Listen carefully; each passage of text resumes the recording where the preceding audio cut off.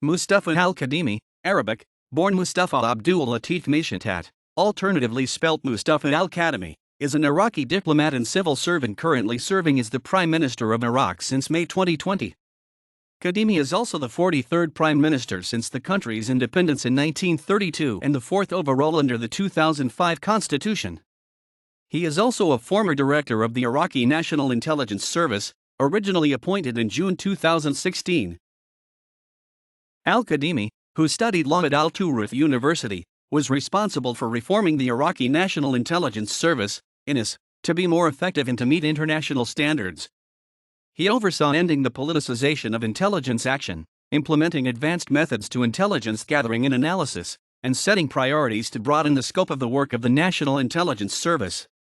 Under his leadership, the agency expanded its remit, particularly in counterterrorism, both internally and abroad, playing a vital role in Iraq's fight against the ISIS, also known as Daesh. During his tenure, he established links with scores of countries and bureaus working within the US-led Federation against ISIL. Al-Kadhimi was a vocal opponent to the dictatorship of the Saddam Hussein regime. He left Iraq in 1985 for Iran, then Germany, before settling in the United Kingdom, and lived in exile for several years, eventually becoming a citizen of the UK. He is not affiliated with any of the Iraqi political parties. After the 2003 invasion of Iraq, Al-Kadhimi returned to Iraq and co-founded the Iraqi Media Network. In his role as director of the Iraq Memory Foundation in London between 2003 and 2010, an organization that was established to document the crimes of Saddam Hussein's regime, Al-Kadhimi managed a team spread across various countries, including Iraq. He oversaw the documenting of testimonies and collating footage from victims of the regime of Saddam Hussein. He was a columnist and an editor of the Iraqi version of Al-Monitor and contributed to various outlets. He has also published a number of books and studies. Al-Kadhimi was also the senior editor of Iraq's Newsweek magazine for 3 years. Following months of protests that broke out across Iraq in October 2019 and the resignation of Prime Minister Adel Abdul Mahdi and his cabinet, Mustafa Al-Kadhimi became a leading contender for the premiership. Al-Kadhimi and Hyder al-Abadi went to Riyadh in 2017. Al-Kadhimi made headlines when he was seen in a long embrace with his friend Mohammed bin Salman. On April 9, 2020, he was named by President Barham Saleh as Prime Minister designate, the third person tapped to lead the country in just 10 weeks as it struggled to replace a government that fell last year after months of protests. Kadhimi was nominated by President Barham Saleh, state television reported, shortly after the previous designated Prime Minister, Adnan al-Zurfi, announced he was withdrawing, having failed to secure enough support to pass a government.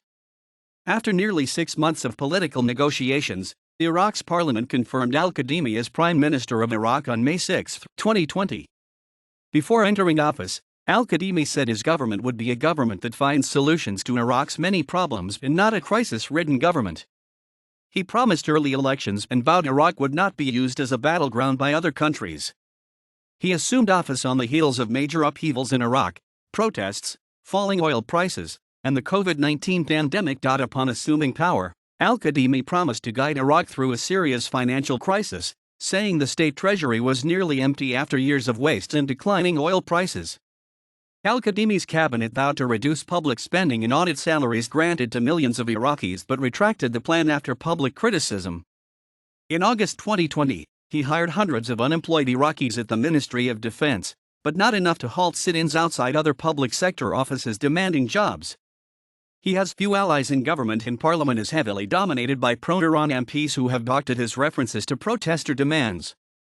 He has also struggled to fulfill his promise to bring the security forces to justice who were allegedly responsible for the deaths of nearly 600 protesters and activists since October 2019.